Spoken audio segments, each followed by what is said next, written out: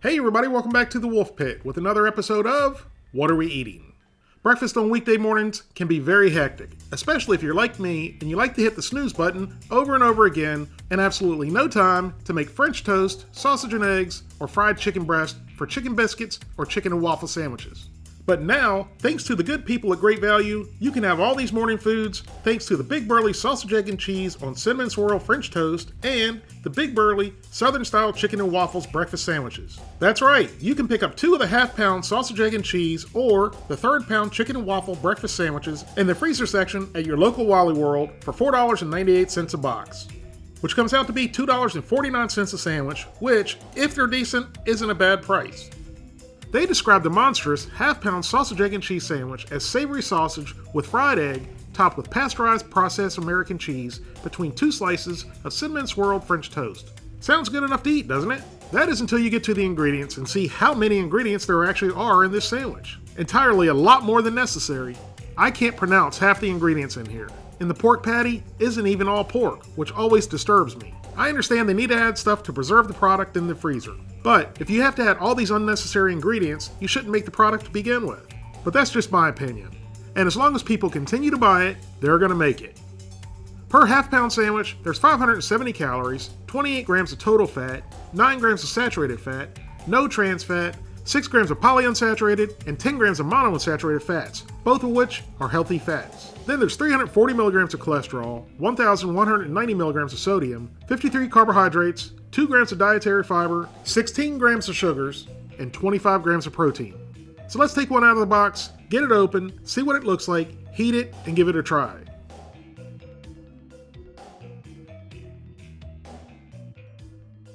There's only one way to heat these, and that's in the microwave, which is unfortunate because bread never turns out well in the microwave.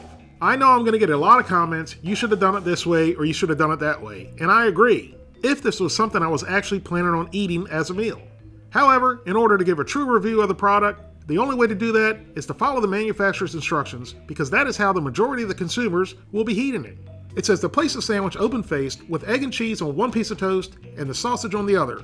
Then microwave on a microwave-safe plate for 3 minutes and 30 seconds, which sounded like an awful long time to me. But like I said, I'm following the instructions exactly to give you the most accurate review I can for you, the people. By the way, the Wolf Pit plates are not microwavable.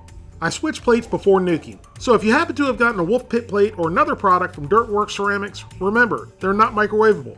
It's very interesting they made the egg look like a real egg, which it does contain real egg, but there's lots of other stuff in it. So into the nuclear oven it goes. After 3.5 minutes, our sausage, egg, and cheese sandwich was ready.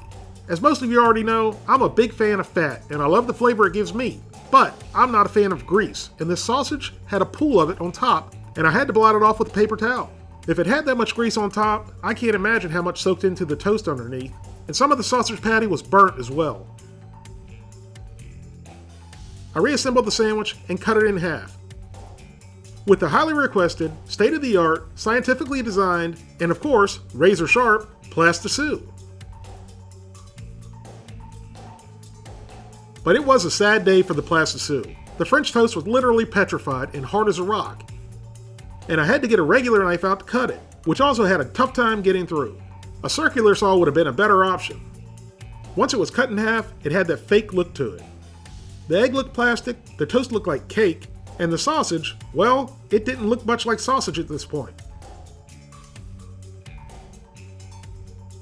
I took a bite and it wasn't that bad at all while it was all together, other than the bread being somewhat rubbery in one spot and hard in the other. I took it apart so I could try the individual ingredients on their own and started with the egg.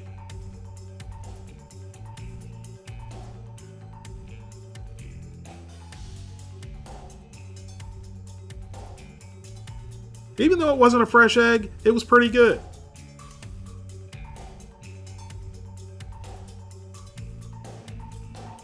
Then I tried the sausage, which when it's like this, does look like sausage. But when the sandwich was cut in half, it didn't look much like sausage. The sausage was very bland as far as sausage goes, and the texture was definitely not that of sausage. Pretty spongy. I finally tried a piece of the greasy French toast, and while it wasn't horrible flavor-wise, it was chewy and rubbery from being microwaved. Now let's try the Southern-style chicken and waffle sandwich, which they describe as a Southern-style breaded chicken patty with maple butter between two European-style maple-flavored waffles. Once again, there's an unrealistic and absurd amount of ingredients in such a simple product, but this really shows you exactly what we're eating. A bunch of crap. Fillers, extenders, preservatives, etc.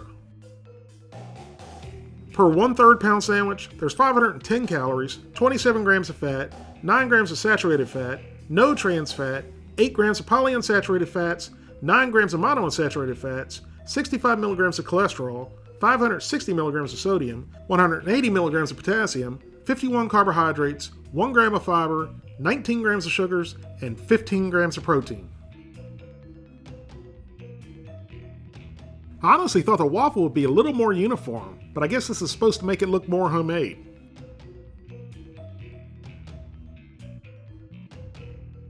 When I opened it up, there was a big glob of stuff, which ended up being the maple butter sauce. I thought it was hard or gooey, but I picked it up and it was like putty. That kind of concerned me, but I guess it's no different than eating processed cheese. So I proceeded, because I can't and won't be stopped, because I do this for you, the people. When I looked at the chicken patty, I finally realized where all the crumbs go from the bottom of our toasters, because that's exactly what it looks like they use for breading. But all in all, it looked pretty good. Again, the only directions are for the microwave, and I'm supposed to heat just the patty for 1 minute, then reassemble and cook for another minute.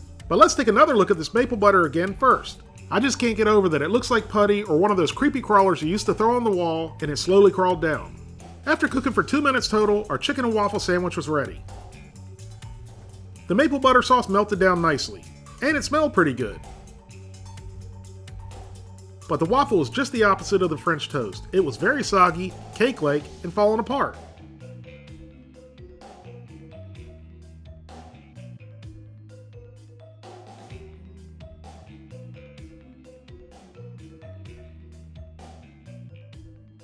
Here's what our nicely chopped and formed chicken patty looks like. And it doesn't look awful, but when you know what's in there, it kind of makes you worry a little. This was the sorriest excuse for a waffle I've ever had. No texture, no flavor, and it simply fell apart. If I have any Belgian viewers, I apologize for this travesty to one of your most delicious foods and one of my favorites, next to the wrongly named French fries, which were created in Belgium and should be called Belgian fries. Those thieving bastard Frenchies.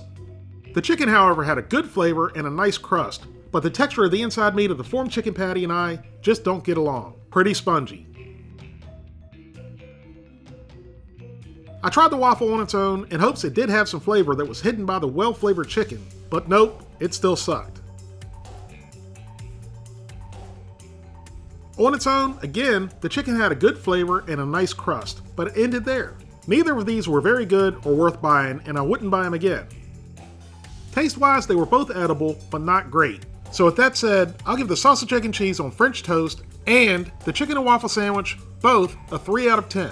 If you'd like to help support the Wolf Pit, please consider being a patron. You can pledge as little as $1 a month, that's only $12 for the whole year. Or you can pledge more, that's up to you.